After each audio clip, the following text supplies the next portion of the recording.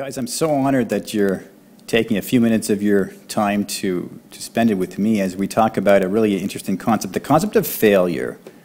One of the sure things in life is that you're going to fall on your face. You're going to do it in a multitude of ways. You're going to fall on your face. Sometimes you're going to financially, sometimes emotionally, sometimes spiritually. And by the way, what could be worse than descending spiritually? We often overlook that, but that is one of the most tragic cases of failure. But I want to talk about failure in kind of a more philosophical way here, so we might take away some insights, some ideas that can elevate our thinking just a little bit on this topic. So, you know, a friend of mine who's going through a really tough time now, he said to me, he's going through a divorce, and he's also having some real big financial problems as well. And he said to me, Eden, I know this is a test. I know God is testing me, and I'm gonna rise to the occasion here. I'm going to answer to the test. And I was trying to tell him, and I thought it's a good thing to share with you right now, that when we're in a crisis or an ordeal or a predicament between a rock and a hard place, backed into a corner, it's not a test in the sense that God is trying to test you, like there's something you need to prove to Him, or if you want to say something you need to prove to the universe. Because keep in mind, God knows you inside out. The idea of going through something in the way of a failure is for you to get to know you. Because every time you fail, every time you fall on your face, you get to know yourself in a more intimate way. You know, they say there's three major relationships, right? Between you and God, yes, between you and your loved ones, and between you and yourself. Falling on our face is a perfect opportunity to get to know ourselves and the real greatness, the real strength of who we are. You know, Thomas Edison, every time he failed, and there was a million fails before he created the light bulb, every time he failed, he got to know himself in a greater, deeper, more intimate sense. He got to know his own fortitude, his own strength, because we think when we're failing, time and time again, we get that sense externally that we're being worn down, right? We start to feel very fatigued and exhausted physically. But when the physical man is weak, the spiritual man soars.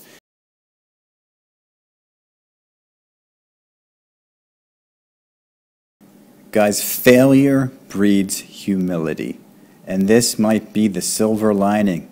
The hidden opportunity to failure is it builds humility. You can't fall on your face without becoming just a little more humble. What an amazing opportunity. And you realize very quickly when you fall down, in whatever capacity, it doesn't really matter what capacity, if it's financially, emotionally, and spiritually, it doesn't matter. You quickly realize that you can't do it alone. And 90% of people fail because they're trying to do it alone. And for the people who have succeeded, and they say, well, you know, I have done it all alone. No, I didn't have the help and assistance of anybody. I'm self-made. What a bunch of BS. You know, if you've clicked on a YouTube video and you've listened to somebody, you've been pillared by their intelligence and their life. If you opened up a book, you've been pillared by somebody else's intelligence and somebody else's insights who wrote the book. If you talk to somebody on the street, you've been pillared by their intelligence and insights. Nobody achieves success on their own. And you know, there's a staggering statistic in business that I think is about 87% of businesses that fail because they don't have the strategic partnerships that can foster success. They haven't strategically aligned themselves with the right people, and they're often their internal team, the people that are supposed to be the ones huddled around them, have not been carefully selected. And even worse than this, sometimes we surround ourselves with great people that we, that have the competence and the talent and the skill, but we don't give them our trust. Either way, the greatest silver lining to failure is it builds humility.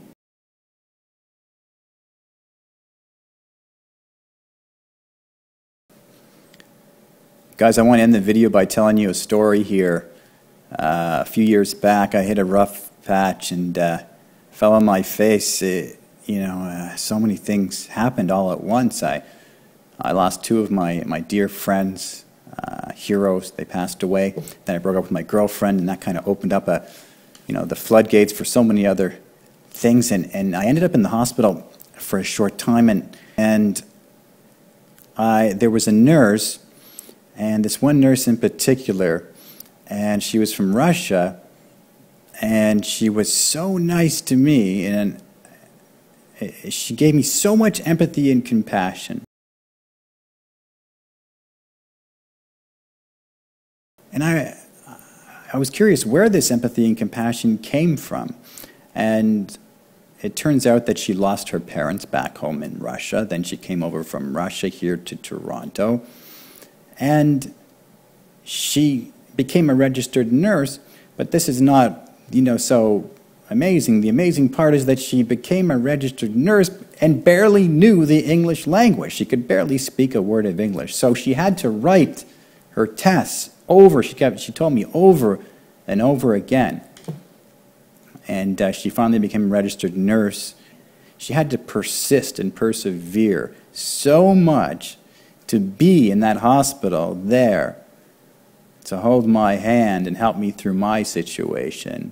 And I think, it had a great impact on my life. It made all the difference in my life, this one particular woman who gave me so much understanding and empathy. And I say to you now, my bracha, my blessing for you, is that you won't ask, when you're saying your prayers at night, guys, you won't ask God for an easy life. You'll ask Him for the strength to endure a trying one. Because through these trials and tribulations, through your failures, you will find many, many treasures. And one of them will be compassion. Because compassion is not given to you. It's not a gift. It's acquired. It's acquired through the trials and tribulations of your life. But it's a gift that makes the rest of the world better. Thank you so much for listening. Thanks, guys.